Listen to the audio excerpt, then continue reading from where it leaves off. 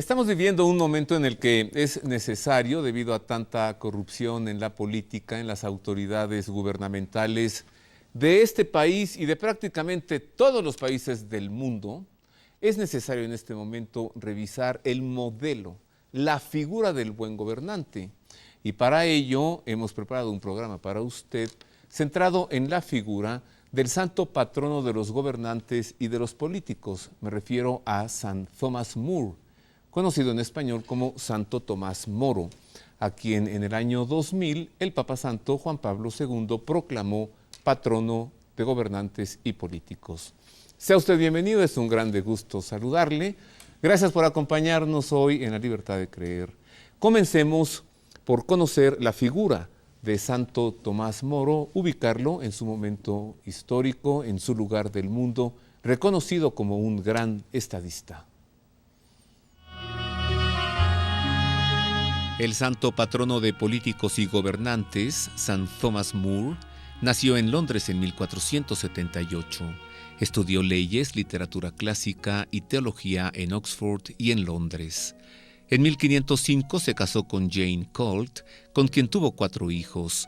Ella murió 6 años después, en 1511, y él estableció un segundo matrimonio con Alice Middleton, una viuda madre de una hija. Thomas siempre fue un esposo fiel y un padre cariñoso, comprometido en la educación académica, intelectual, moral y espiritual de sus hijos. En 1504, bajo el reinado de Enrique VII, fue elegido por primera vez como miembro del Parlamento inglés.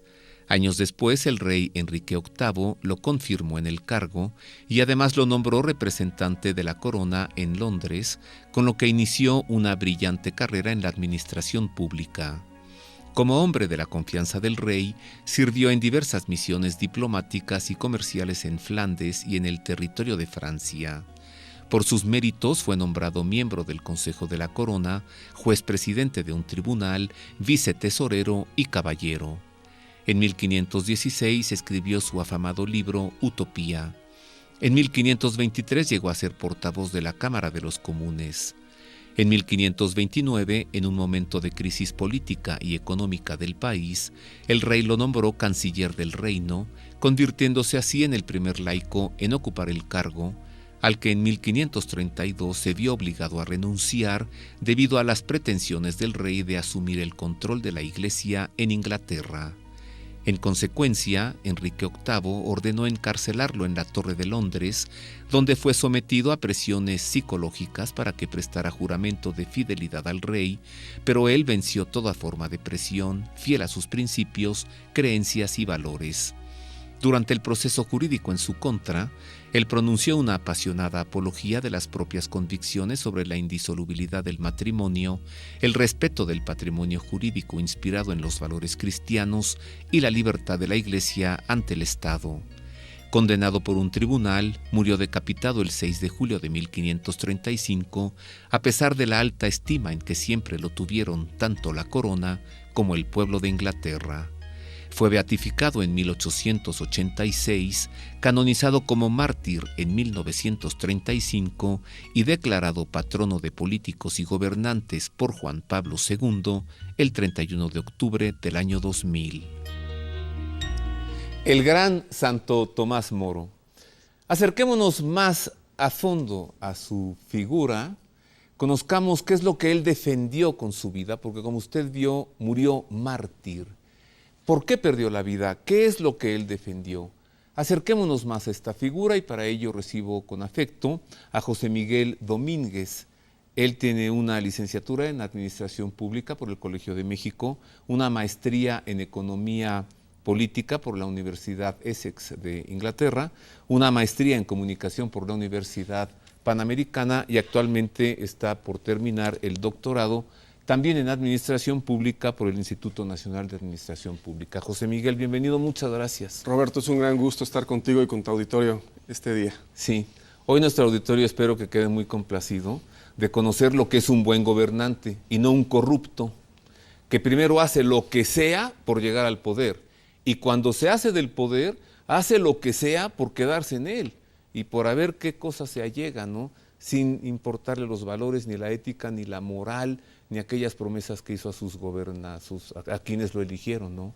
Y repito, no solo en México, este es un problema que se está dando en todo el mundo, la corrupción de la autoridad.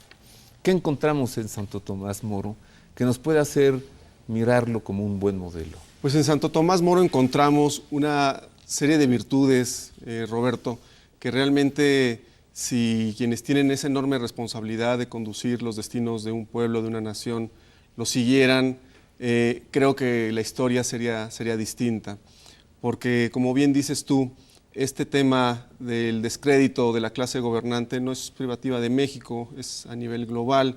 Y bueno, pues este tipo de condiciones son como muy propicias para que se pueda uno fijar en otro tipo de opciones fuera del sistema político establecido, los candidatos independientes o figuras de este tipo, fenómenos como el Brexit o la posibilidad de que en Estados Unidos puedan votar por un candidato que muestra serias pues carencias en las habilidades que requiere un gobernante para conducir el destino de una nación y sobre todo una nación como los Estados Unidos, ¿no? Pero bueno, ¿de dónde viene ese desencanto? Pues yo creo que precisamente de esta incapacidad que ha tenido la clase gobernante de convencer con hechos, de una forma congruente y coherente, que esto que tú decías, que esas promesas y todo eso toda esa ilusión que se le genera al ciudadano, porque se generan ilusiones, a todos nos ilusiona el pensar en un mayor bienestar, en un mejor bienestar para nuestros hijos, en poder tener mejores condiciones de vida, y con el tiempo nos damos cuenta que el camino se llena de justificaciones, que justo lo que nos dicen es por qué eso que se prometió no se pudo dar. Pero bueno, el bienestar sí llega para unos cuantos. Los gobiernos no crean riqueza, los gobernantes no crean riqueza, no son empresarios. Lo que ellos deben hacer es dejar que el pueblo haga riqueza. Pero cuando no lo permiten, y es que como dicen en Guadalajara, el que con leche se quema, hasta el jocoque le sopla, ¿no? Entonces ya ves a cada uno que ahora ya llegó ahora a ver qué pasa. Y al poco tiempo te estás dando cuenta que es un corruptazo. ¿Qué encontramos en Santo Tomás Moro diferente a esto? Pues en Santo Tomás encontramos un sentido de solidaridad muy grande.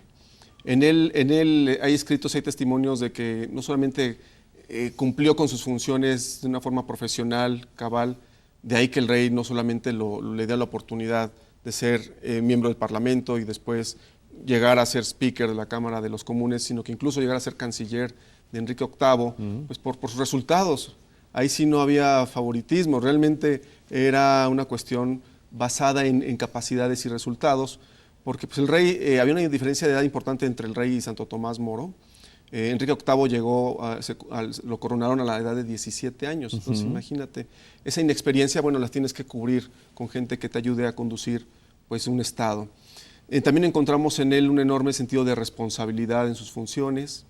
Encontramos en él una preocupación muy clara por prepararse y estar capacitado para el ejercicio del servicio público. Lo vimos en la cápsula de hace unos minutos, en la cápsula introductoria, ese currículum tan interesante que tuvo de estudios y de formación que puso realmente al servicio del pueblo inglés, en ese entonces del pueblo católico inglés, y que le permitieron ser un líder pues estimado y apreciado por los ciudadanos. Reconocido como un gran estadista. Vamos a conocer enseguida el contexto histórico en el que vivió St. Thomas More. ¿Cuáles son las circunstancias que se dieron en Inglaterra como para que él acabara ejecutado, decapitado por indicaciones del rey como traidor a la corona inglesa? ¿Y qué es lo que lo hizo ser un mártir? ¿Qué sucedió en la vida, en el entorno de este grande santo?